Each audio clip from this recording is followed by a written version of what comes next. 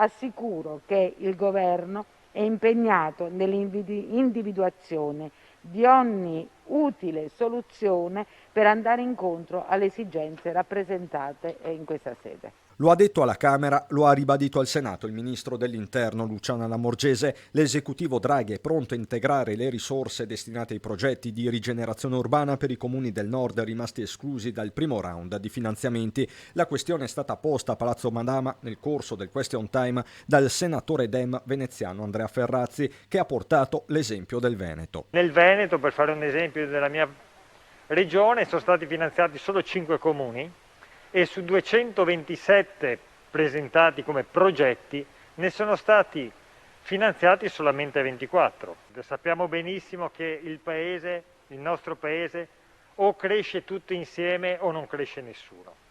E però è del tutto evidente che i criteri che sono stati utilizzati per aggiudicare le risorse finanziarie sono stati dei criteri particolari che hanno sfavorito in maniera troppo penalizzante i comuni del nord. Lamorgese ha fatto riferimento in particolare agli ulteriori 200 milioni di euro implementati con il decreto PNRR e alla possibilità introdotta dalla legge di bilancio di accesso anche ai comuni sotto i 15.000 abitanti. Soddisfatto per il momento Mario Conte, presidente dell'ANCI, il primo a chiedere la revisione dei parametri, ribadita lunedì a Padova alla stessa ministra Gelmini. Io rimango fiducioso. Il comune di Treviso, questo bando vale 20 milioni, però per i comuni limitrofi sono davvero una montagna di soldi che potrebbero arrivare per dei progetti che nascono dalle esigenze delle nostre comunità. Quindi fino alla fine continueremo a combattere per questa dignità amministrativa e questo principio di equità che deve vedere i comuni veneti premiati tanto quanto i comuni del sud, perché stiamo parlando di esigenze delle nostre comunità.